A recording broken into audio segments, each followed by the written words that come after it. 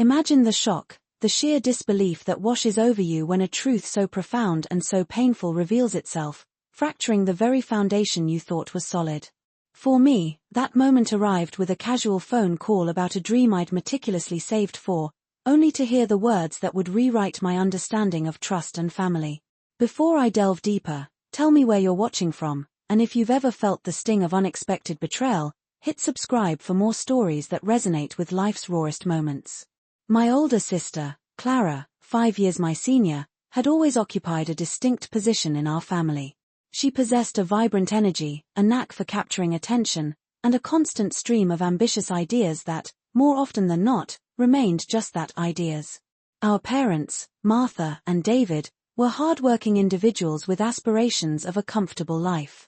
Dad was a manager at a local hardware store, and Mom ran a small catering business from home.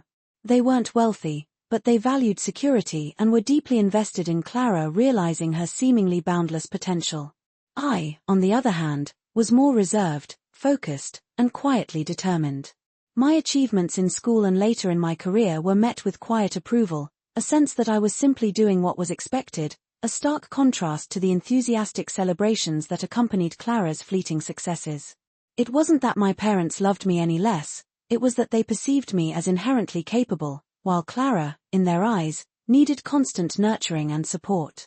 "You've always been so grounded, sweetie," Mom would say, patting my hand absently. "Clara just needs a little more help finding her way." This help had manifested over the years as numerous career changes, several entrepreneurial experiments, and consistent financial interventions from our parents. Meanwhile, I had diligently pursued my education, working part-time jobs to supplement my scholarships, earned a degree in business administration, and secured a stable position at a regional insurance company after graduation. By the age of 27, I had accumulated $42,000, a result of careful budgeting, regular contributions from my salary, and a small inheritance from my maternal grandmother. This sum was specifically allocated for the down payment on a small condo in the growing suburban area where I had established a peaceful and fulfilling life. My parents had been joint account holders on this savings account since I opened it as a minor, a detail I hadn't given a second thought to, trusting them implicitly with my financial well-being. Clara, now 32, had recently moved back home following the closure of her latest venture, a trendy online boutique that hadn't quite found its market. My parents welcomed her back with their usual blend of concern and unwavering support, converting their guest room into a temporary living space and reassuring her that setbacks were simply part of the journey to success. My relationship with Clara was amicable, though a noticeable distance had grown between us as our lives took increasingly different paths. She viewed my steady career with a hint of condescension, while I struggled to conceal my weariness with her cycle of grand plans and unrealized outcomes. Last fall, I began seriously looking at condos. The market was brisk but manageable, and I found a charming 2-bedroom unit in a well-maintained complex near my office. It needed some minor updates but was structurally sound, perfect for a single professional with modest savings and a desire to personalize her living space. The asking price was reasonable at $210,000, and with my saved down payment of $42,000, my mortgage payments would fit comfortably within my budget. When I contacted the listing agent to schedule a final viewing before making an offer, she sounded enthusiastic. "Perfect timing. The sellers received another offer yesterday, but they really liked your interest in the property. If you can provide your pre-approval and proof of funds today, I think we have a deal." I immediately called my bank to request the necessary documentation, a flutter of excitement and anticipation filling me. This would be my first significant purchase, a tangible representation of years of disciplined saving and careful planning.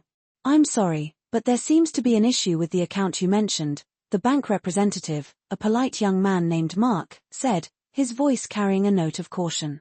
"The current balance is $687.15. "That's impossible," I replied, certain there must be a mistake. "There should be over $42,000 in that account. I made a direct deposit just this morning."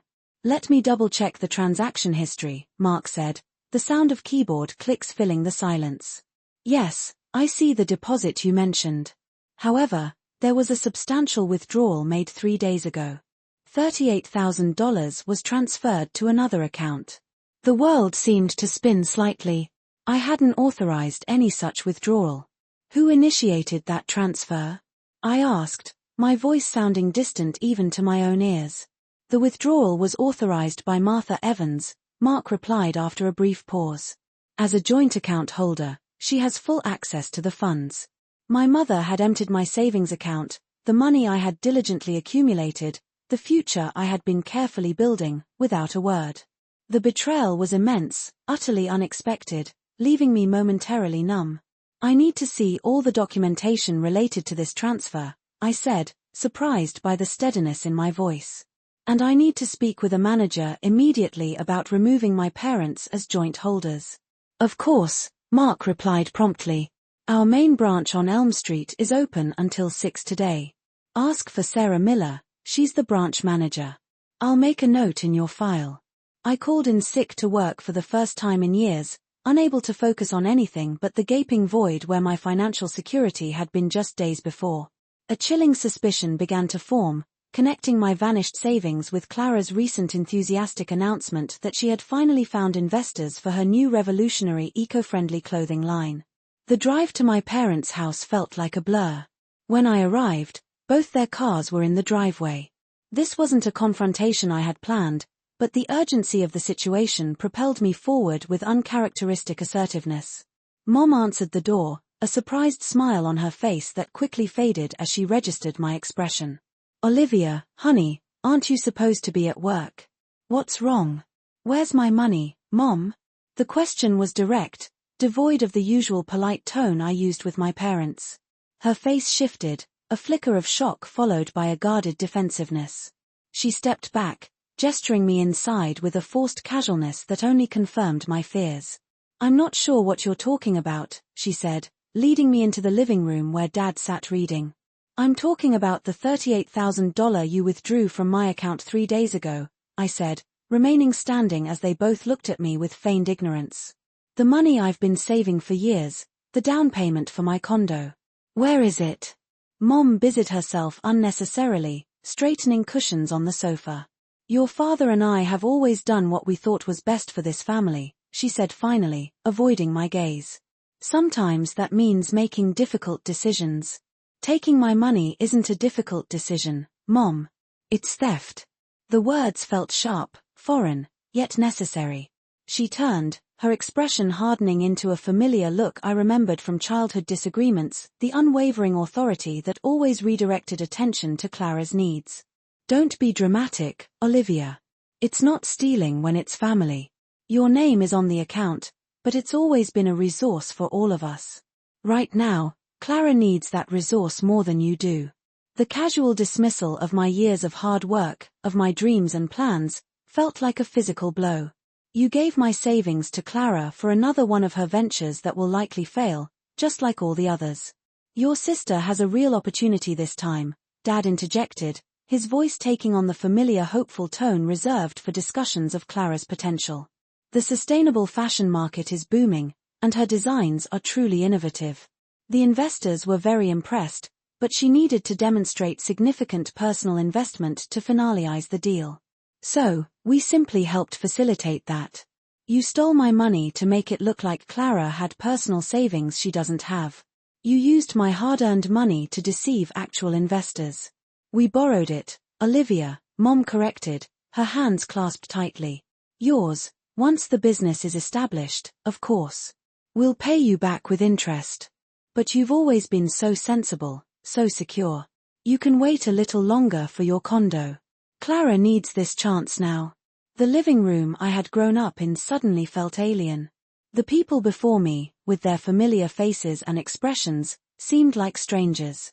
The fundamental unfairness of it all, that my sister's impulsivity was once again being rewarded while my stability was being penalized, crystallized into a cold clarity I had never experienced before.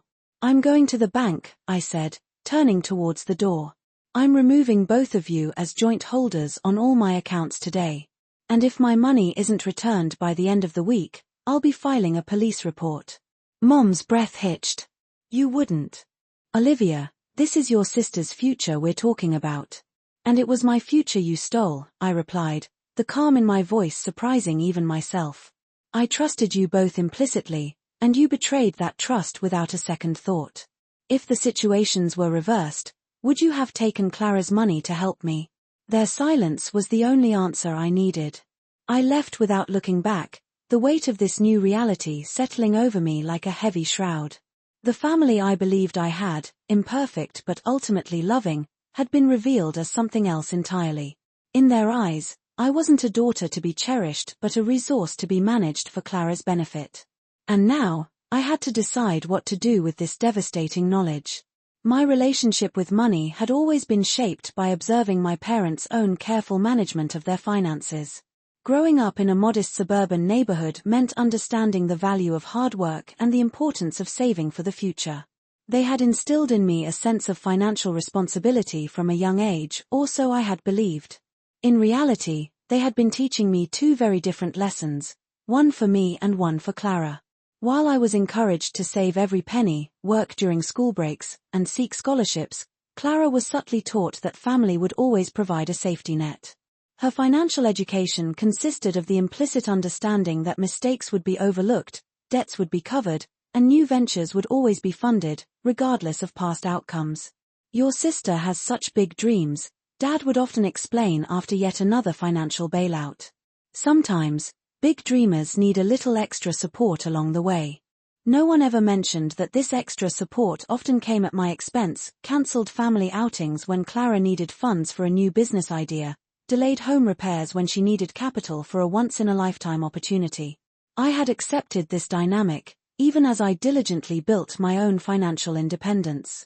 After graduating with honors, I secured a position at a reputable insurance company, starting in customer service and working my way up to a junior underwriter role, earning the respect of my colleagues and supervisors through consistent hard work and reliability. My apartment was simple but comfortable, a one-bedroom in a quiet building. It was mine, paid for with my own earnings. I drove an older, reliable car, packed my lunch most days, and tracked my expenses meticulously. My colleagues sometimes teased me about my frugality, but there was an underlying respect in their gentle ribbing. Olivia will be financially independent by 45, while the rest of us are still paying off our credit card bills, my friend Ben would joke during after-work gatherings I attended but always kept to a reasonable budget. My savings strategy was straightforward. Every month, I automatically transferred a significant portion of my paycheck to my savings account, the same one my parents had helped me open years ago. I had considered opening a new account solely in my name several times but had always dismissed it as unnecessary, trusting my parents implicitly. Family dinners at the Evans house maintained a facade of normalcy that I now recognized as a carefully constructed illusion. Sunday roasts and holiday gatherings where Dad carved the turkey, Mom prepared her signature dishes, and conversation revolved around Clara's latest projects. I would provide updates on my career when asked, but those inquiries were perfunctory, quickly redirected to more exciting topics. "That's lovely, dear," Mom would say before immediately turning to Clara. "Tell everyone about the potential partnership you discussed last week." I had interpreted this as typical family dynamics, the quieter, responsible child often overshadowed by the more flamboyant sibling. It's a narrative as old as families themselves. What I hadn't realized was how deeply this narrative had embedded itself in my parents' financial decisions or how profoundly it would impact my own carefully laid plans. When Clara announced her eco-friendly clothing line idea at a family dinner a few months ago, I noticed a shift in my parents' response. Instead of their usual cautious enthusiasm, they seemed genuinely excited, exchanging knowing glances. "It's a game changer, everyone," Clara had exclaimed, gesturing dramatically as if envisioning her fashion empire. "Sustainable fabrics, ethical production, unique designs, it's what the market is demanding. What makes this different from your other ventures?" I had asked, trying to keep my tone neutral. Clara had grinned, unfazed. "I've done my research this time, Olivia. The market for sustainable fashion is projected to grow exponentially. I've developed relationships with suppliers, created a solid business plan, and even have some preliminary interest from online retailers." My parents had nodded along, Dad patting Clara on the shoulder with palpable pride. Your sister has been incredibly diligent about this one. She's even taking an online course in ethical fashion sourcing. This was new. Clara usually eschewed formal learning after her brief and unsuccessful attempts at college, preferring to rely on what she called natural talent and entrepreneurial spirit. I've identified potential manufacturers, researched marketing strategies, and started building a social media presence, Clara continued. The initial investment is the biggest hurdle, securing fabric orders, setting up a small studio space. The figure she mentioned made me flinch inwardly, thinking of how close it was to my own savings. But I pushed the thought away, assuming she was pursuing traditional funding avenues. How are you planning to finance all of this? I had asked, genuinely curious. Still working out the details, she had replied vaguely, sharing another of those meaningful glances with our parents. But I have some promising leads. What I didn't know then was that I was the promising lead, or rather, my savings account was. The money I had been accumulating through years of diligent budgeting and intentional saving had already been earmarked for Clara's clothing line in my parents' minds. The account that represented my future home, my security, and my independence had been mentally reassigned without my knowledge or consent. The following weeks had been filled with my own quiet excitement as I searched for the right condo. I had toured several properties, carefully weighing the pros and cons of each. The two-bedroom unit I had found felt like the perfect fit, manageable size, good location, and the potential to make it truly my own. When the listing agent called to say another offer had come in, my plans accelerated. I had already secured my mortgage pre-approval. The down payment I had saved was substantial enough to ensure comfortable monthly payments while still leaving a modest cushion for unexpected expenses. Everything was falling into place, or so I had believed. The pieces of my carefully constructed adult life were aligning: career on track, financial stability secured, and home ownership within reach. What I couldn't see was that while I was diligently building toward independence, my family was subtly undermining it. The parents I trusted were viewing my success not as something to protect but as a resource to redirect. The sister whose dreams always seemed to take precedence was once again being positioned to benefit from my stability. The perfect illusion of family support was about to shatter completely, revealing a reality I wasn't prepared to face. In the Evans family economy, my achievements existed primarily to underwrite Clara's aspirations. My savings weren't truly mine. They were a family fund waiting to be appropriated for the golden child's next big idea. As I drove away from my childhood home after the devastating confrontation with my mother, the true scope of this betrayal began to crystallize. This wasn't just about $38,000, significant as that sum was. It was about a lifetime of being valued differently, of watching my contributions to the family's well-being being taken for granted. While Clara's potential was endlessly celebrated and financed, the bank branch on Elm Street represented more than just the location of my compromised savings account. It would be the place where I would finally stand up for myself, where I would demand recognition not just of the theft but of the deeply ingrained pattern it represented. Sarah Miller, the branch manager Mark had mentioned, would become an unwitting witness to the unraveling of the Evans family narrative, the story of the reliable daughter and the visionary sister that had shaped our dynamics for decades. What I didn't yet know was how this confrontation would reshape not just my financial future but my understanding of family itself, and how the boundaries I established that day would ultimately benefit everyone involved, even those who initially viewed them as an act of rebellion. The lobby of First National's Elm Street branch felt both familiar and foreign. I had conducted countless transactions there over the years, knew some of the tellers by name. But that Wednesday afternoon, the polished surfaces seemed cold, the ambient noise too loud in my heightened state of anxiety. "Ms. Evans, Sarah Miller is ready to see you now," the receptionist's voice pulled me from my spiraling thoughts. Sarah's office was located in a private corner of the branch, the glass walls offering a sense of openness while still allowing for confidential discussions. She rose as I entered, extending a warm, professional hand. In her late 40s, with a calm demeanor and attentive eyes, she projected an air of quiet competence. "Olivia, it's good to meet you, though I understand the circumstances aren't ideal." She gestured to the chair across from her desk. "Mark mentioned you had some concerns about your savings account." Someone withdrew a significant amount of money from my account without my knowledge or permission, I said, settling into the chair, my voice steadier than I felt. I need to understand exactly what happened and what my options are. Sarah nodded, turning to her computer. Let me pull up your account details. Her fingers moved swiftly over the keyboard, her expression neutral until the relevant information appeared on the screen. Then, I saw a subtle shift in her demeanor, a flicker of surprise quickly masked by professionalism. I see the transaction you're referring to, a wire transfer of $38,000 to an external account, authorized by Martha Evans. My mother, I confirmed, my heart sinking further, though this confirmed what I already knew. She's a joint account holder. It was set up that way when I was a minor, but she made this transfer without consulting me, and I need to know if there's any way to reverse it. Sarah leaned back slightly, considering her words carefully. Joint account holders have equal legal access to the funds, Olivia. From a strictly banking perspective, your mother had the authority to make that transaction.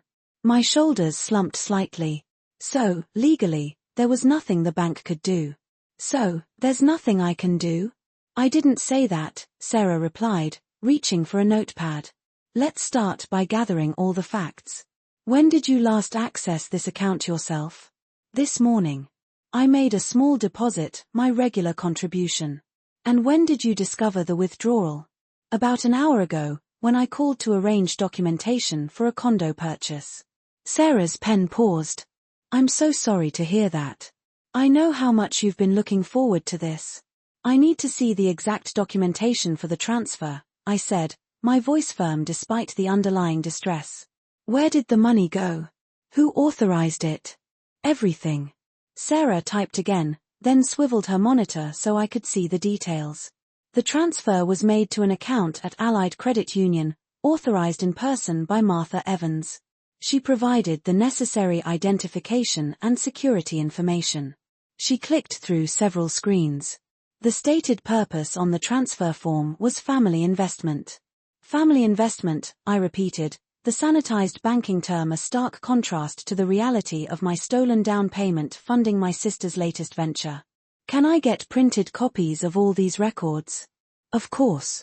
Sarah printed the documents, then folded her hands on the desk. Olivia, may I ask if you've spoken with your mother about this? Yes.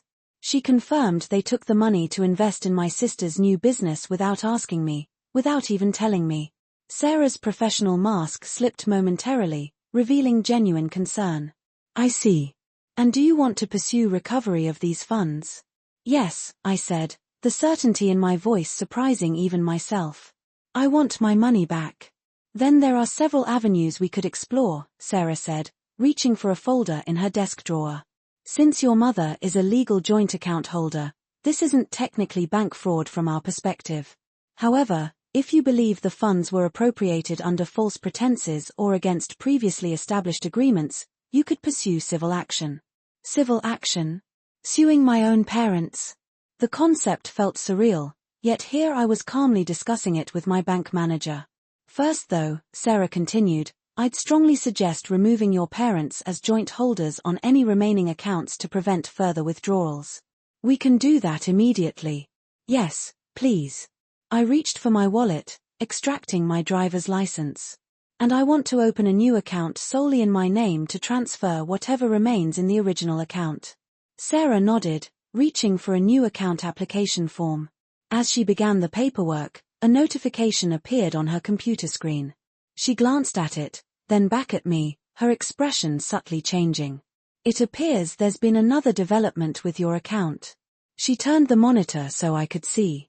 A second transfer had been attempted just minutes ago, another $500 withdrawal, again by Martha Evans. My stomach clenched. Attempted? Yes, it was flagged by our system because it would have brought the account below the minimum balance requirement. The transaction is pending approval from a manager. She looked at me directly. As the primary account holder, would you like to approve or deny this transaction? The realization hit me with chilling force. They were going to take everything. The initial $38,000 hadn't been enough. Now they were back for the meager remainder. This wasn't a one-time desperate act, It was the beginning of a complete financial stripping. "Deny it," I said, my voice hardening. "And please expedite removing them from my accounts." Sarah nodded, typing quickly to reject the transaction. "I'll process this as urgent." She hesitated, then reached into her desk drawer, extracting a business card. "This is Mr. David Chen. He's an attorney who specializes in financial disputes, including family situations. I can't officially recommend legal action, but if you're considering that route, he's excellent." I took the card, noticing Sarah's personal cell phone number handwritten on the back. This went beyond professional courtesy. It was a human acknowledgement of the profound betrayal I was experiencing. As Sarah processed the paperwork to secure what remained of my finances, a strange calm began to settle over me.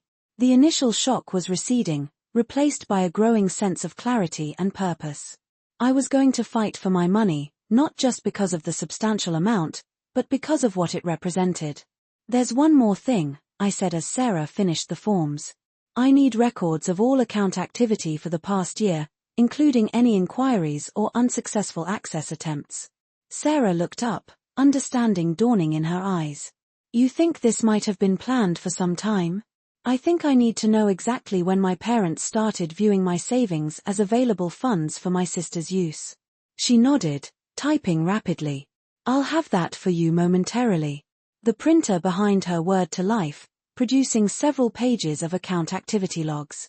Sarah collected them, scanning briefly before passing them to me. "Here," she said, pointing to an entry dated 4 months earlier. "It appears there was an account balance inquiry from your mother on November 15th and another on December 20th. The withdrawal didn't happen until this week, but they were checking your balance well before that." 4 months. While I was working hard, diligently saving, and starting to envision my life in my own condo, my parents had already been eyeing my account as a solution to Clara's financial needs. The betrayal wasn't impulsive, it was calculated, deliberate, and premeditated. As I studied the documents, another entry caught my eye. "What's this, a failed transfer attempt from 3 weeks ago?" Sarah peered at the record I was indicating. "Ah, yes. It appears your mother attempted a smaller withdrawal, $3,000, but the transaction was cancelled before completion." "By whom?" "By the initiator. Your mother started the process but didn't finalize it." A test run, I realized, or perhaps a brief moment of conscience, quickly overcome by Clara's persistent needs. "There's something else you should see," Sarah said, pulling up another screen. "Your savings account isn't the only one they have access to." She showed me a list of accounts associated with my social security number.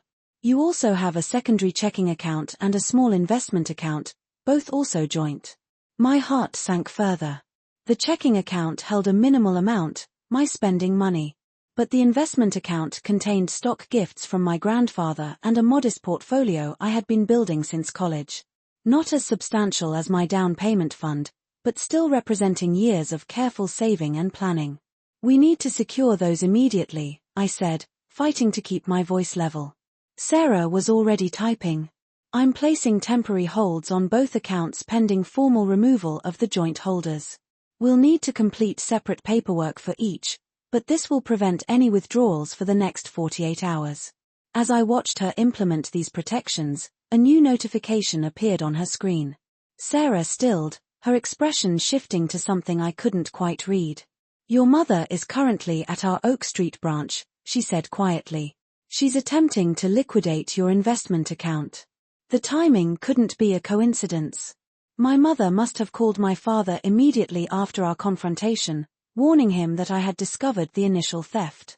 Rather than returning my money, they were escalating their appropriation of my assets. "Can you stop it?" My voice had fallen to a whisper. "I already have," Sarah confirmed. "The hold is in place.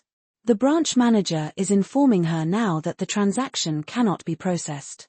I could picture my mother's face, the authority figure of my childhood, the woman whose approval I had sought through years of academic achievement and financial responsibility, contorted with frustration as she was denied access to my investments.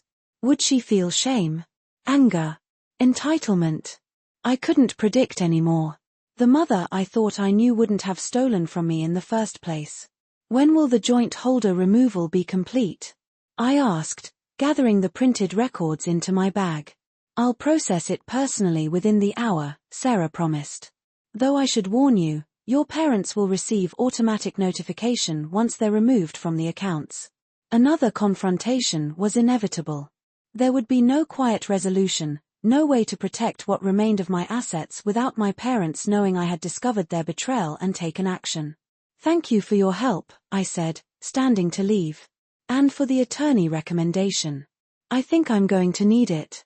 Sarah rose as well, extending her hand again.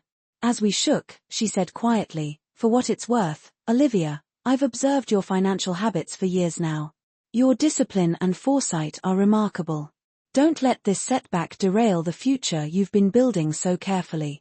Her words steadied me, a professional affirmation of what I had always believed about myself, that my approach to finances wasn't just about accumulating money but about creating security and possibilities. What my parents had stolen wasn't just cash, it was the foundation of the independent life I had been constructing. As I left Sarah's office, my phone buzzed with an incoming call. My mother's name flashed on the screen. I silenced it, knowing that conversation required preparation and strength I didn't yet possess. First, I needed to fully understand what I was facing and what options remained available to me.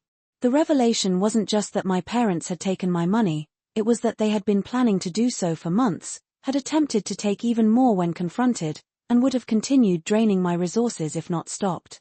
The family dynamic I had accepted all my life, the reliable daughter supporting the more volatile sibling, had evolved from emotional inequity to blatant financial exploitation. As I drove away from the bank, my phone continued to light up with calls from both parents. I ignored them all, focusing instead on the road ahead, both literally and figuratively. The path forward wasn't clear yet, but one thing was certain, the illusion of family support had been irrevocably shattered, replaced by the harsh reality of betrayal that demanded a response. By the time I reached my apartment, my phone displayed 21 missed calls, 13 from my mother, 8 from my father, and a flurry of text messages ranging from demanding to pleading. I silenced the device completely, needing space to think without their intrusions. My small living room, with its carefully chosen second-hand furniture and neatly arranged bookshelves, had always been my sanctuary. Now, it felt like the last secure space in a world suddenly turned hostile. I laid out the bank documents on my coffee table, creating a timeline of events that was more damning with each piece I added. The balance inquiries from November and December, the cancelled withdrawal attempt 3 weeks ago, the successful transfer of $38,000 3 days earlier, today's attempted withdrawal of the remaining funds, the thwarted liquidation of my investment account just hours ago. This wasn't an impulsive decision or a one-time emergency measure. This was a calculated, escalating campaign to systematically strip me of my assets for Clara's benefit. And it would have continued if I hadn't happened to call about my condo purchase exactly when I did. The condo. I needed to contact the real estate agent and explain that I couldn't proceed with the purchase. That call could wait until morning, but another couldn't. Mr. David Chen, the attorney Sarah had recommended. His business card indicated evening consultations on Wednesdays, and the clock showed just past 5. If I called immediately, I might catch him. His receptionist answered on the second ring. Chen Legal Services, how may I help you? My name is Olivia Evans. Sarah Miller from First National Bank suggested I speak with Mr. Chen about a family financial dispute. It's somewhat urgent. Mr. Chen has just finished with a client. If you can hold for a moment, I'll see if he's available briefly. Generic hold music played for less than a minute before a direct, professional male voice came on the line. This is David Chen. Sarah Miller referred you? Yes. My parents withdrew nearly all my savings without my knowledge or permission, and they attempted to liquidate my investments today when I confronted them. Sarah helped me secure my remaining assets, but I need to understand my options for recovering what was taken. There was a brief pause. I have 45 minutes before my next appointment. Can you come to my office now? I'm at 123, Main Street, Suite 405. I'll be there in 20 minutes, I promised, already reaching for my car keys. David Chen's office projected an air of quiet efficiency.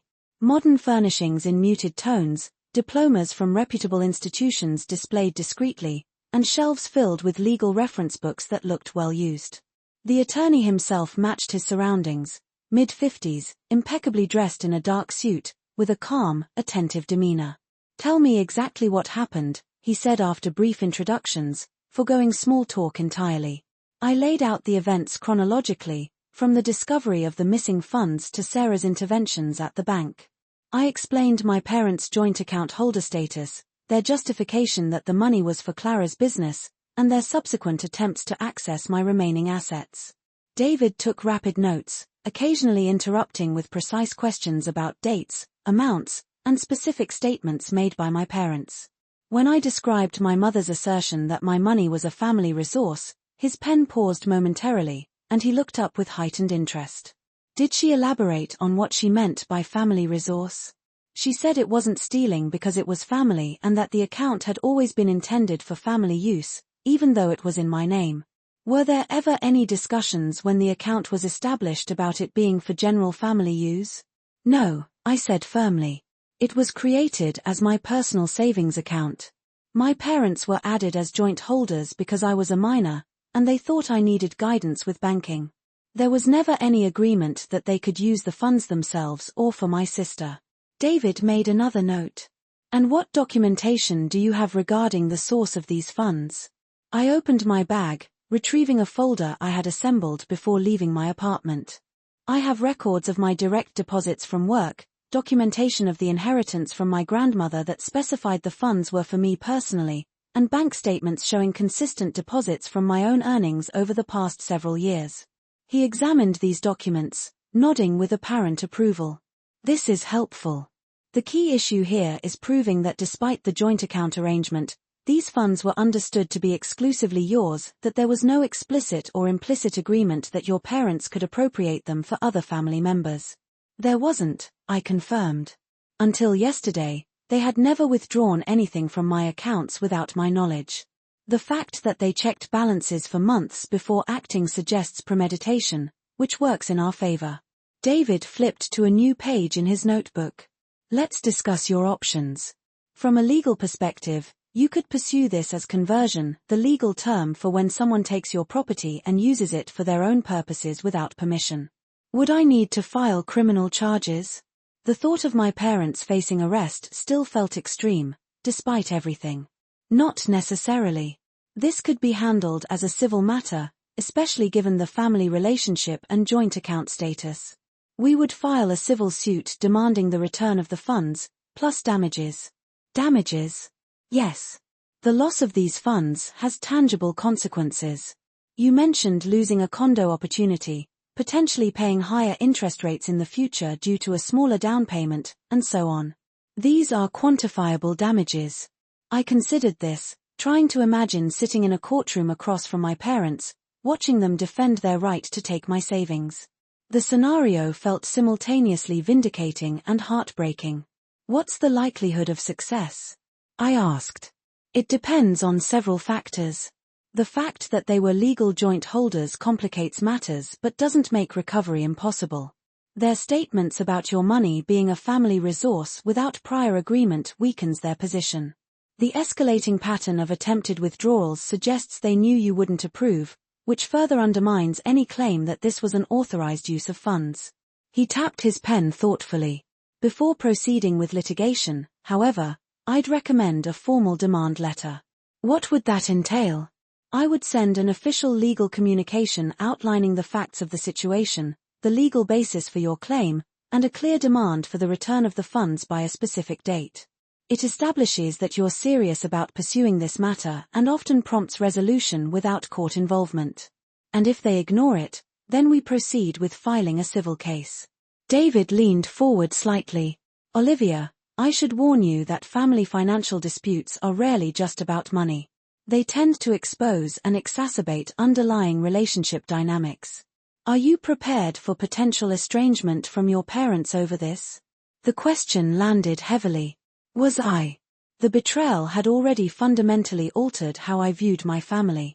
Could that relationship be salvaged regardless of how this financial matter resolved? I wasn't sure. I need to stand up for myself, I said finally. If that damages our relationship, then it was already built on a foundation that couldn't last. David nodded, seemingly satisfied with my response. There's another angle we should consider. You mentioned your sister's business venture, a clothing line she's seeking investors for. Yes, that's what they took the money for, to show she had personal investment capital to attract other investors.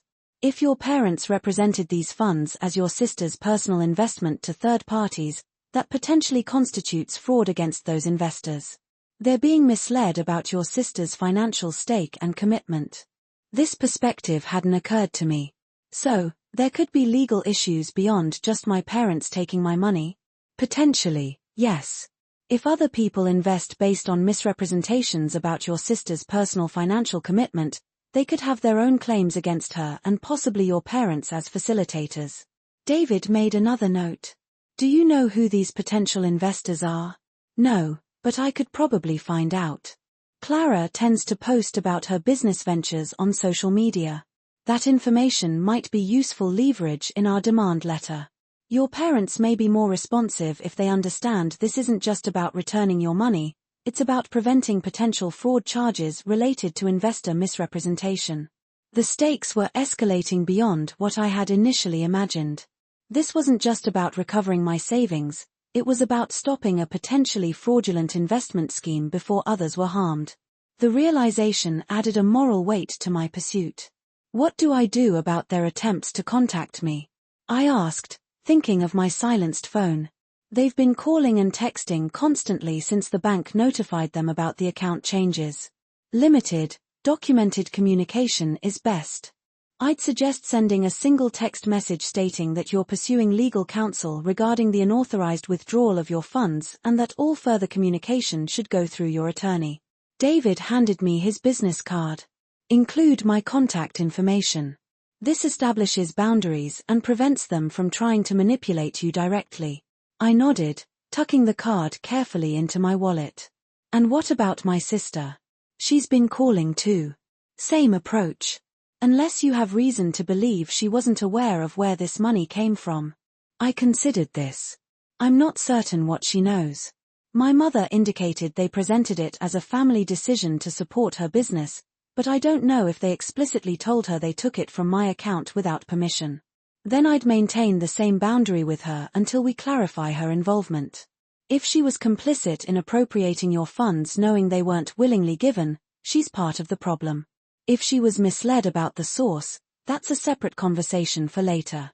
This felt like the right approach, clear boundaries while I gathered more information and pursued legal remedies. I had spent years being the accommodating daughter, the one who didn't make waves, who accepted the family's prioritization of Clara's needs. That pattern couldn't continue if I wanted to rebuild my financial security and self-respect. What should I do next? I asked, feeling more centered than I had since discovering the theft. I'll draft a demand letter immediately, David said, checking his calendar. I can have it ready for your review by tomorrow afternoon. In the meantime, I suggest you document everything. Gather all financial records showing the source of these funds, any communications with your parents about the money before and after the withdrawal, and any evidence regarding how the funds are being used for your sister's business. I'll start tonight, I promised. Also, secure any other assets or accounts they might have access to, not just financial accounts, but things like shared storage units, safe deposit boxes, or valuable possessions kept at their home. I hadn't considered this angle. My grandmother's antique jewelry box is still at their house, in my old bedroom closet. Retrieve those as soon as possible, preferably with a neutral third party present, too. Witness. Yes. Don't go alone, and don't go when only one parent is home. Having a witness reduces the risk of confrontation and provides documentation of what you removed and when. The pragmatic advice helped channel my emotional turmoil into concrete action steps. I had always responded to crisis by organizing, planning, and methodically addressing problems. This situation, though more personal and painful than any I'd faced before, could be approached with the same strategic mindset. One last question, I said as our time drew to a close. What are the chances they've already spent the money on Clara's clothing line, and if they have, what then? David's expression turned more serious. If the funds are already spent, recovery becomes more complicated but not impossible. We could potentially place a lien against your sister's business assets or pursue garnishment of your parents' wages or retirement accounts. However, these options take longer and may recover less than the full amount. The thought of my parents' retirement being garnished to repay me created a fresh wave of complex emotions. I didn't want to harm their future security, but they had shown no such concern for mine. Let's focus first on recovering the funds directly, David suggested, sensing my discomfort. The demand letter often works, especially when people realize the consequences of their actions extend beyond family disagreement into legal liability. I nodded, gathering my documents. Thank you for seeing me on such short notice. This has been clarifying. Financial betrayal by family is particularly devastating because it combines practical harm with emotional trauma, David said, his professional demeanor softening slightly. Don't underestimate the emotional impact of this situation. Consider speaking with a therapist as you navigate the legal process. This suggestion surprised me but made sense upon reflection. The practical aspects of recovering my money could be handled systematically, but the fracturing of trust in my family, trust one had never questioned until today, would require different tools to process. As I left David's office, I checked my phone briefly, finding 28 more missed calls and a series of increasingly urgent text messages. Dad, 5:30 p.m. call me now. This is a huge misunderstanding. Mom, 5:38 p.m. Olivia, please, don't do anything you'll regret. We need to talk as a family.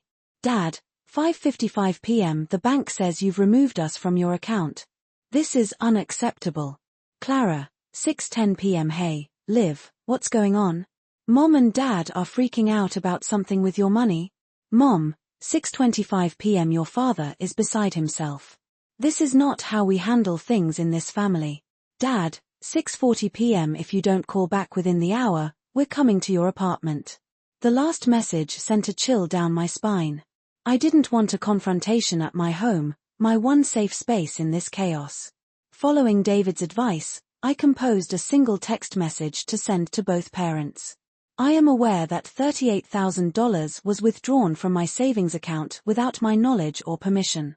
I have secured legal representation to address this matter. Please direct all communication to my attorney, David Chen, at Chen Legal Services. I will not be discussing this with you directly at this time. I added David's contact information and hit send. Then, I composed a similar but more limited message to Clara. I'm dealing with a serious situation involving unauthorized withdrawals from my accounts. I can't discuss it right now. Please respect my space and do not come to my apartment. With these boundaries established, I turned my phone to do not disturb mode, allowing calls only from contacts outside my family, my boss, close friends, David's office. Then, I began the systematic process of documenting everything related to my savings and the theft, creating a chronological file that would support the demand letter and potential litigation. As I worked, a sense of calm purpose replaced the earlier shock and betrayal. This methodical response was familiar territory, problem-solving through organization and strategic planning. My parents had always viewed my meticulous nature as simply practical, never recognizing the emotional strength it represented. They had mistaken my reliability for passivity, my independence for detachment, my quiet determination for a lack of passion. That misunderstanding had led them to believe I would accept this theft as I had accepted so many smaller injustices throughout my life, with resigned accommodation to Clara's needs. They hadn't recognized that the same disciplined persistence that built my savings would now be directed toward recovering it. By midnight, I had assembled a comprehensive documentation package, bank statements showing regular deposits from my own earnings, the inheritance letter from my grandmother specifically naming me as beneficiary, employment records confirming my salary and the source of my savings, and preliminary research on Clara's clothing line plans from her social media accounts. Tomorrow, I would meet with the condo listing agent to formally withdraw my offer, retrieve my grandmother's jewelry from my parents' home with my friend Maya as a witness, and review David's demand letter. The path to recovering my money wouldn't be short or simple, but I had never shied away from complex problems requiring sustained effort. As I finally prepared for bed, My phone screen lit up with a text that had bypassed my Do Not Disturb settings. My friend Maya, who wasn't part of my blocked family group. "Hey, your sister just called me asking where you are and if you're okay. Said your parents are really worried. What's going on? Do you need anything?" So, they were now involving my friends in their attempts to reach me. The boundary violations continued, expanding to include my social circle. I replied quickly, "Family financial situation gone bad. I'm safe but need space. If anyone from my family contacts you, please don't share any info about me. We'll explain everything soon. Thanks for having my back." Maya's response came immediately, "Always. Want me to come over?" "Not tonight, but tomorrow I need to pick up some things from my parents' house and shouldn't go alone." "Say when. I'll bring coffee and my don't mess with my friend face." The simple offer of support brought the day's first genuine smile to my face. While my family had betrayed my trust, I wasn't truly alone. I had built connections beyond that first circle, friends, colleagues, and now professional allies who recognized my worth and supported my right to protect it. As I finally fell into bed, exhaustion overtaking the adrenaline that had sustained me through this longest of days, a strange thought surfaced. In taking my money, my parents had inadvertently given me something valuable, the clarity to see our family dynamic for what it truly was and the catalyst to change it. Whether that change led to eventual healing or permanent separation remained to be seen. But either way, I would no longer be the passive participant in my own story. Tomorrow would begin the process of reclaiming not just my savings but my agency in the family narrative that had defined me for too long. Morning arrived with the stark clarity that sometimes follows emotional upheaval, a strange crystalline quality to ordinary things.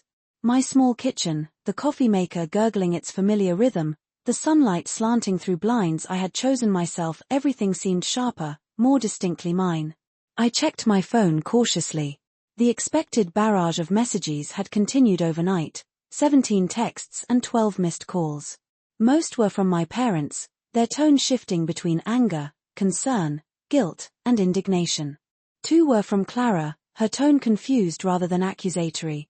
"Hey, Liv, Mom and Dad won't tell me exactly what happened with your money. Did they really take your savings? Call me." And then, sent at 3:17 a.m., "Whatever they did, I'm sorry. I didn't know." I couldn't process Clara's role in this situation yet. Her claim of ignorance might be genuine, or it might be another manipulation in the family pattern. Either way, maintaining boundaries with all of them remained my priority. The most important notification wasn't a call or text but an email from David Chen, sent at 7:05 a.m., "Draft demand letter attached for your review. Can meet at 10:30 a.m. to discuss and finalize. Please confirm." I replied immediately, confirming the appointment, then opened the attachment. Reading David's formal, precise language describing my parents' actions was jarring. The emotional family drama translated into dispassionate legal terms. This letter constitutes formal demand for the immediate return of $38,000 unlawfully converted from Ms. Olivia Evans' savings account on April 24. These funds, accumulated through Ms. Evans' personal earnings and designated inheritance, were withdrawn without authorization or consent and appropriated for purposes contrary to the account holder's interests. The document continued, outlining the timeline of withdrawals, the evidence of premeditation, and the potential consequences if the funds weren't returned within 5 business days, including civil litigation, potential fraud implications regarding investor misrepresentation, and the pursuit of additional damages related to my lost condo opportunity. Seeing my personal betrayal articulated as a legal case transformed something inside me. What my parents had done wasn't just a family disagreement or a misunderstanding about shared resources. It was conversion, a civil wrong with specific remedies under law. My hurt feelings weren't just emotional sensitivity, they were the natural response to an actionable offense. This reframing shifted my perception of myself in this situation. I wasn't being difficult or ungenerous by demanding my money back. I wasn't betraying family loyalty by involving legal counsel. I was responding appropriately to a genuine injustice, one that would be recognized as such by objective third parties. As I prepared for my 9:30 a.m. meeting with the condo listing agent, I chose my outfit with unusual deliberation, a tailored navy blazer I typically reserved for important work meetings, paired with simple trousers and understated jewelry. I needed to project composure and professionalism while explaining why I was withdrawing my offer. The real estate office was filled with framed photos of smiling clients holding sold signs in front of their new homes, images of the very milestone I had been working toward before my parents' betrayal. I pushed aside the twinge of regret and focused on the practical matter at hand. "I'm afraid I need to withdraw my offer on the Oak Street property," I said after brief pleasantries. The agent, Lisa, looked disappointed but remained professional. "May I ask what changed?" "The sellers were very close to accepting your offer. There's been an unexpected financial situation." I hesitated, then decided that a simplified version of the truth would be more convincing than a vague excuse. "A significant portion of my down payment was withdrawn from my account without my authorization. I'm working to recover the funds, but that won't happen in time for this purchase." Lisa's expression shifted from disappointment to concern. "Oh, Olivia, I'm so sorry. That sounds incredibly stressful." "It is. I'm handling it, but I won't be in a position to buy a condo for at least several months, possibly longer." "I understand completely." She reached for a form on her desk. "I'll need you to sign this withdrawal notice. The earnest money you put down, $2,500, is fully refundable in these circumstances." As I signed the form, relinquishing the condo I had already begun envisioning as my own, Lisa added, "When you're ready to resume your search, I'd be happy to work with you again. The right place will still be waiting when your situation stabilizes." Her kindness nearly cracked my carefully maintained composure. I thanked her, promised to be in touch when I was ready to restart the process, and left with the refund check for my earnest money, a small financial recovery that felt hollow compared to what remained lost. In my car, I allowed myself exactly 5 minutes of quiet frustration for the postponed milestone before refocusing on the day's next task, retrieving my grandmother's jewelry from my parents' house. I called Maya, confirming she could meet me there at 11 a.m. "Want to tell me what's going on?" she asked over the phone. "I'll explain everything on the way. It's not a short story. I cleared my whole morning, whatever you need." I arrived at our meeting point, a familiar cafe a few blocks from my parents' house, 15 minutes early. The short wait gave me time to formulate exactly what I would say and do if my parents were home. I didn't want confrontation, but I needed to be prepared for it. Maya arrived with her usual energy, sliding into the seat across from me with a concerned expression. "You look like you haven't slept. What happened?" I explained everything: the discovery of the missing funds, my mother's justification, the bank's interventions, and the legal process I had initiated. Maya's expression transformed from concern to outrage as I spoke. "They took your condo fund for Clara's latest brilliant idea after all her other spectacular failures?" Her indignation was validating, an external confirmation that my reaction wasn't excessive. "And they're acting like you're the problem for being upset about it?" "Essentially, yes. I need to get my grandmother's jewelry box and a few other valuables from their house before they decide those are family resources too." "Do you think they'd really take your grandmother's things?" I would have dismissed the possibility a few days ago. Now, I wasn't sure of anything. "I don't know anymore. I just know I need to secure everything they might have access to." "Okay, what's the plan?" Maya shifted into practical mode, something I had always appreciated about her friendship. "We go together. I retrieve my things. You serve as witness. We leave without extended discussion. If they're not home, I still have my old key. And if they are home, I state my purpose clearly, get my belongings, and leave. No debates, no emotional appeals, no accusations, just in and out." Maya nodded. "I'll run interference if needed." "Ready?" The drive to my parents' house took less than 5 minutes, but my anxiety mounted with each block. Their driveway was empty when we arrived, a small mercy. My old key still worked in the front door lock, though I felt like an intruder in the home where I had grown up. The house was unnervingly normal: familiar furniture, family photos on the walls, many featuring Clara's various achievements prominently. The lingering scent of my mother's favorite potpourri. Nothing in the physical space reflected the seismic shift in our relationship.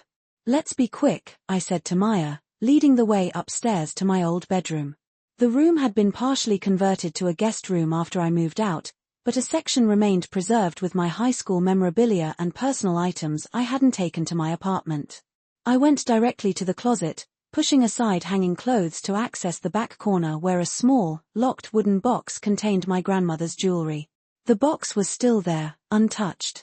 I used the tiny key I kept on my keychain and opened it to confirm the contents: my grandmother's pearl necklace, her wedding ring left specifically to me in her will, and several other pieces with both monetary and sentimental value.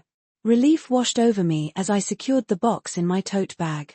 Next, I located the folder containing my savings bonds in the desk drawer, 15 Series EE bonds my grandfather had purchased for me, one on each birthday until his death. Each was registered solely in my name, but they had always been kept at my parents' house for safekeeping. Is this everything? Maya asked, watching the doorway vigilantly. Almost. I moved to the bookshelf, retrieving a leather-bound journal from behind several textbooks. It contained handwritten financial records I had kept since high school, documentation of gifts, inheritances, and personal savings that predated my digital record-keeping. The journal might provide additional evidence of my long-standing financial independence and the personal nature of my accumulated assets. I was placing this last item in my bag when we heard the front door open downstairs. My pulse spiked as my mother's voice called out, "Olivia? Is that you?" Maya gave me a questioning look. I nodded, whispering, "We finish and leave calmly. No arguments." Footsteps ascended the stairs as we exited my bedroom. My mother appeared at the top of the staircase, her expression a complex mixture of relief and weariness. "Olivia, thank God. We've been so worried." Her gaze shifted to Maya, then to the bag in my hands, understanding dawning in her eyes. "What are you doing?" "I'm retrieving my personal belongings," I replied, my voice steadier than I expected. "We're leaving now. We need to talk about this situation," my mother said, blocking the stairway slightly. "Your father and I've retained legal counsel, Mom. All communication needs to go through my attorney." I maintained eye contact, refusing to show the emotional turmoil beneath my composed exterior. "Legal counsel, Olivia? This is family. We don't involve lawyers in family matters. You involved my money in Clara's business without my consent. That changed the rules." I gestured to the stairs. "Please step aside." My mother didn't move. "The money is already committed to the clothing line. The fabric orders have been placed. Clara signed the contracts yesterday." The revelation that my savings were already spent hit harder than I'd anticipated. Practical recovery had just become significantly more complicated. "That doesn't change anything," I said after a moment. "Taking my money without permission was wrong, whether you've spent it or not." "It was a loan," she insisted, her voice taking on the reasonable tone she'd used throughout my childhood when explaining why Clara's needs took precedence. "Once the business is successful, you'll be repaid with interest. A loan requires the lender's consent. I never consented because you don't understand the opportunity Clara has. This business will transform her future and benefit the whole family."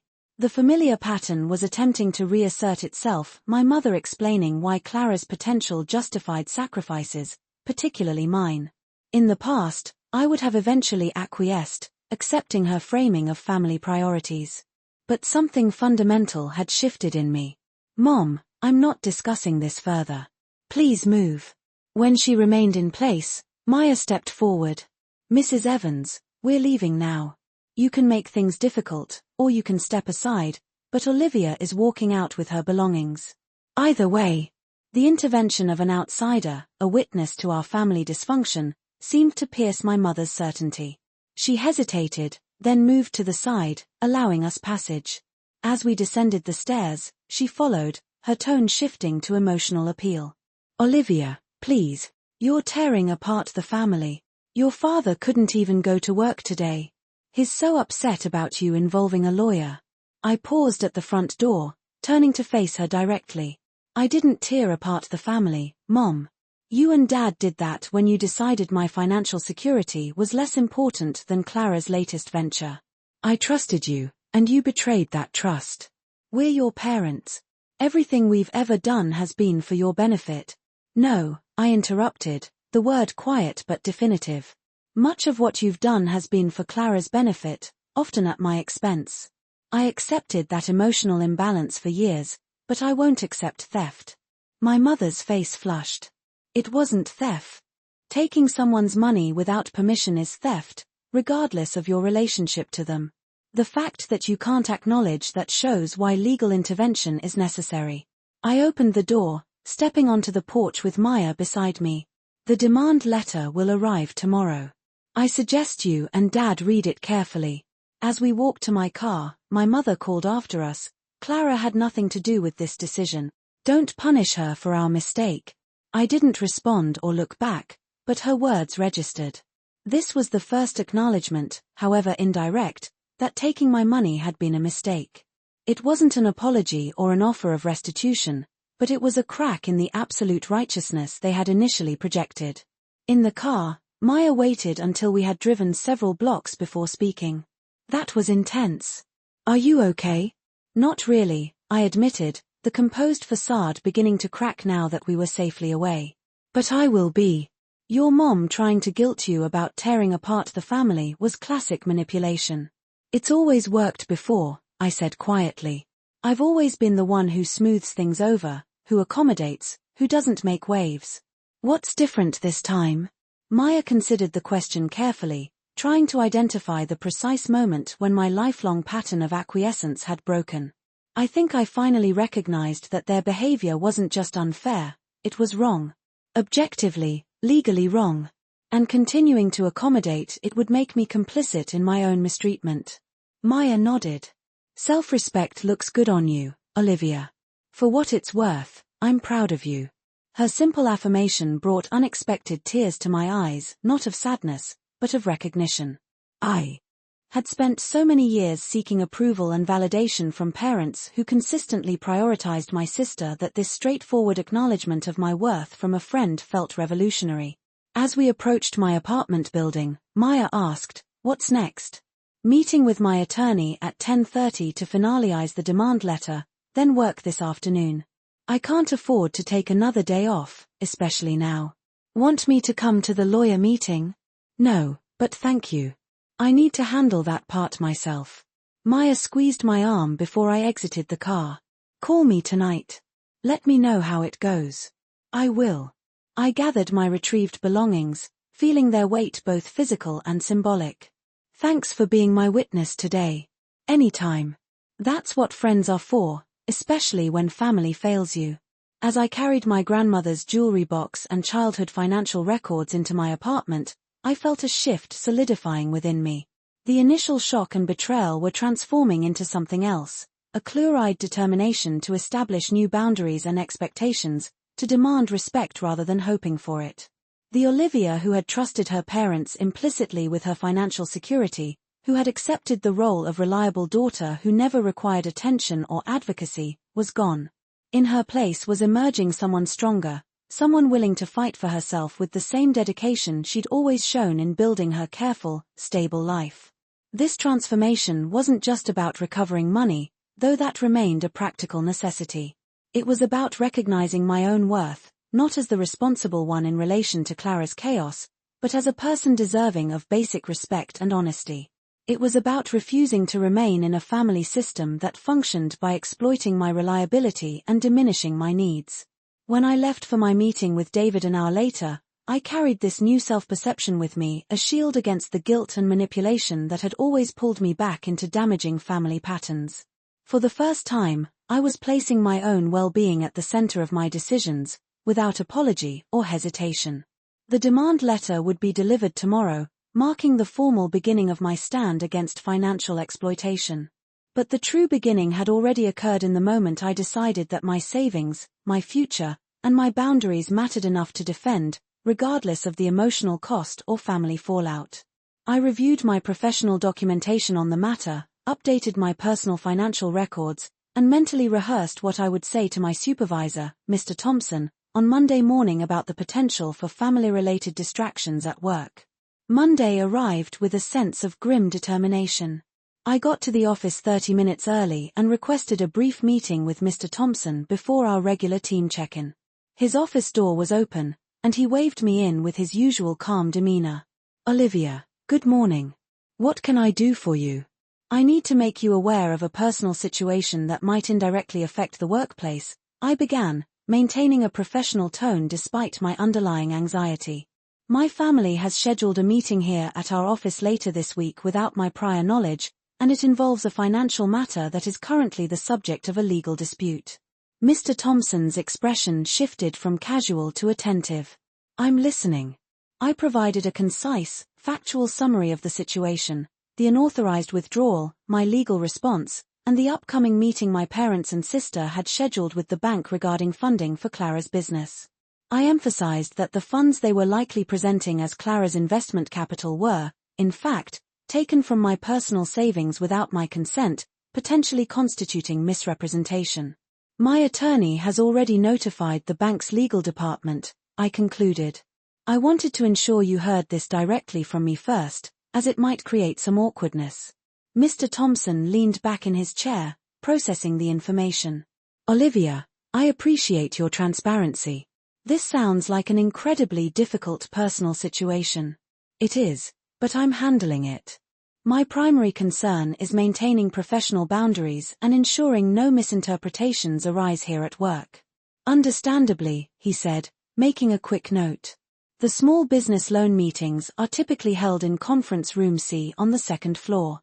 They're handled through our commercial lending division, separate from our department."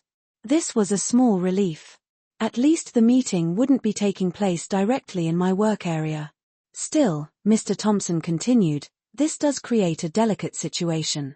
Have you considered taking a personal day?" he added quickly, "not because you've done anything wrong, but to give yourself some distance from what might become an uncomfortable scenario." I had considered it but had decided against it. "I think it's important that I maintain my normal work routine. Taking the day off might be perceived as avoiding the situation or feeling ashamed, when in fact, I am the wronged party." Mr. Thompson nodded, a hint of approval in his expression. "I respect that approach. Let me check the schedule for this week's commercial lending meetings." He turned to his computer, typing briefly. "Yes, here it is. Clara Evans, EcoChic Designs, meeting with Mr. Davis from Commercial Lending and several external participants on Thursday at 2:30 p.m. Mr. Davis was a senior commercial lending officer known for his thorough due diligence. He would undoubtedly want to be aware of any potential issues with the source of investment funds being presented. "Olivia, I'll speak with Mr. Davis directly after our legal department has had a chance to review the notification from your attorney. Financial transparency is paramount. That decision, that transformation from accommodating daughter to self-advocating individual, would prove more valuable in the long run than even the $38,000 I was fighting to recover." The demand letter was sent out on Tuesday morning via certified mail, requiring a signature upon delivery. According to David, my parents would likely receive it by Wednesday afternoon. The 5-day compliance period would begin upon delivery, giving them until the following Tuesday to return my money before further legal action commenced. I had anticipated this waiting period feeling agonizingly slow, but instead, I found myself unusually focused and productive. At work, I channeled my emotional energy into completing a complex underwriting project ahead of schedule, earning positive feedback from Mr. Thompson. The precision and order of insurance risk assessment provided a comforting contrast to the turmoil of my personal life. By Wednesday evening, online tracking indicated that the certified letter had been delivered and signed for by my mother. The expected barrage of calls and texts followed, but I maintained my boundary, responding to each with the same simple message: "Please direct all communication to my attorney, David Chen." Thursday morning brought unexpected information via social media. Clara had posted excitedly about securing initial funding for EcoChic Designs, including stylized photos of fabric swatches and a mood board showcasing her vision. The caption read, "Dreams are taking shape. So thrilled to announce that EcoChic Designs is moving forward thanks to the incredible support of my amazing family and some very enthusiastic early investor. Stay tuned for our launch collection. #sustainable fashion, #ecochic, #dream big, #family love." The post included comments from friends and family congratulating her. My money, $38,000 of it, was clearly being represented as part of this incredible support. More concerning was the likely implication that it was contributing to the early investor narrative. I immediately forwarded screenshots to David, adding, "My sister is publicly announcing funding, likely including my stolen savings, and has a meeting scheduled at my workplace next Thursday. This feels like a way to pressure me through my professional connections. How should we handle this?" His response arrived promptly. "This public announcement strengthens our case regarding potential misrepresentation. The meeting location is likely strategic. Document everything. Do not engage directly.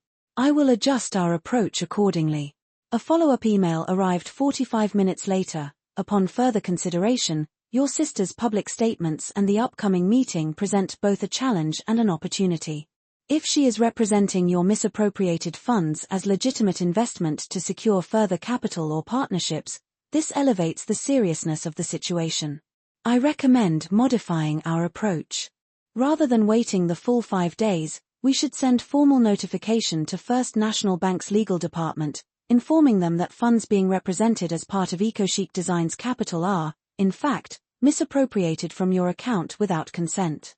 This would compel the bank to postpone any facilitation of funding or partnerships pending resolution of the dispute. While this would bring the matter more directly into your workplace, it would also prevent further financial entanglement based on potentially false pretenses.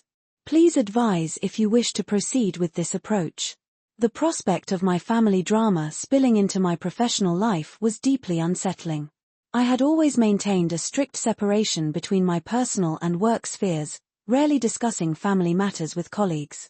Now, that boundary was at risk of complete collapse. Yet, David's point about preventing further misrepresentation was compelling. My parents' and sister's actions were no longer affecting just me, they were potentially drawing others into a financial narrative built on a lie, which could have significant repercussions. After careful consideration, I replied, "Let's proceed with notifying the bank's legal department. I will also discreetly alert Mr. Thompson on Monday about the situation to ensure there's no misunderstanding about my own involvement." The rest of the week passed with a tense undercurrent as I mentally prepared for the likely fallout. I understood I wasn't trying to sabotage my sister's business, but I couldn't allow my stolen savings to be used as a foundation for it, potentially misleading others. That weekend, I received a text message from Clara, heard from Mom and Dad about the demand letter. "Really, Liv? Lawyers? This is going way too far. Can we please just talk?" I didn't respond, forwarding the message to David, whose immediate advice was, "Do not engage directly.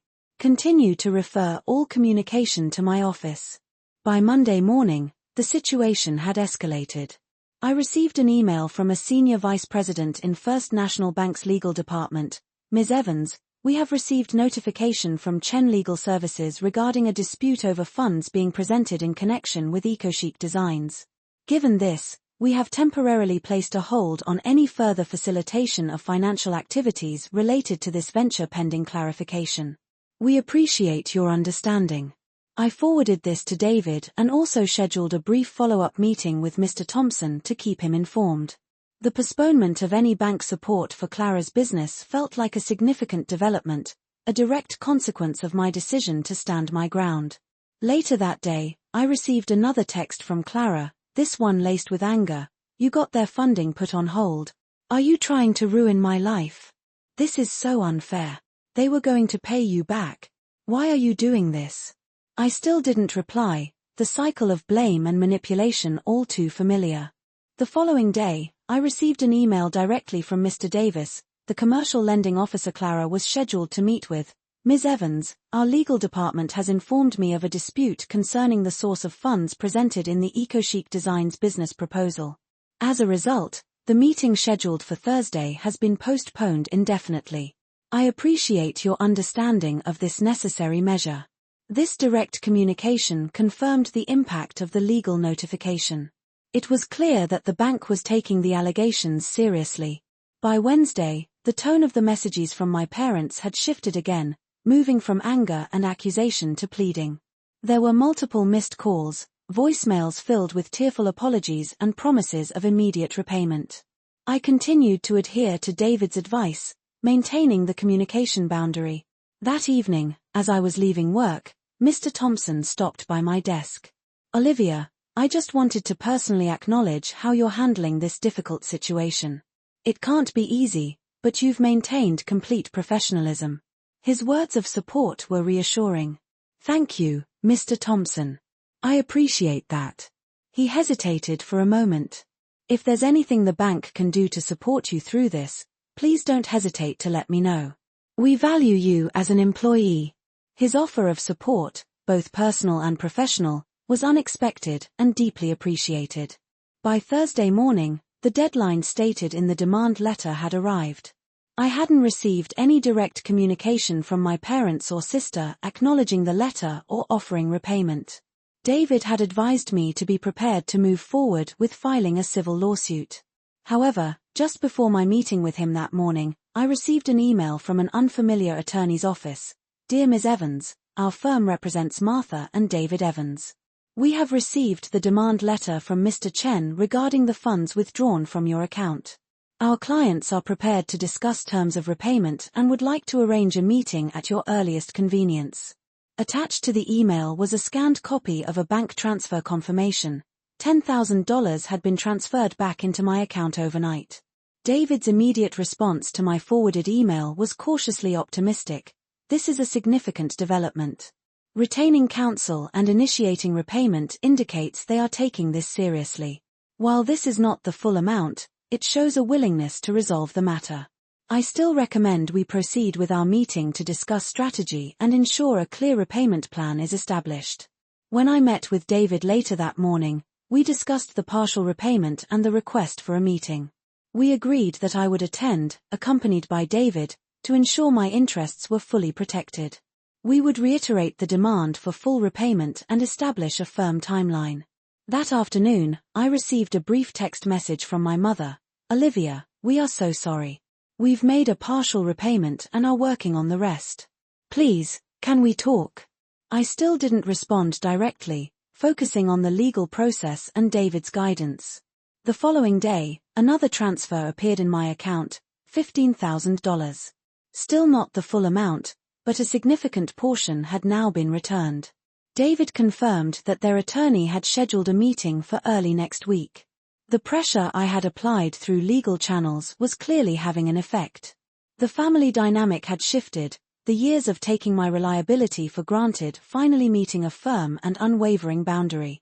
The journey to full financial recovery and the even longer journey to potential relational repair were still ahead, but for the first time in a long time, I felt a sense of control and a glimmer of hope. The bank manager's face that day, a mixture of concern and understanding, had been the first external validation of the injustice I had experienced. But the true validation was now unfolding in my own actions, my own refusal to remain a silent victim. The process was far from over, but the most difficult step, standing up for myself, had been taken. And in that act, I had already begun to reclaim more than just my money.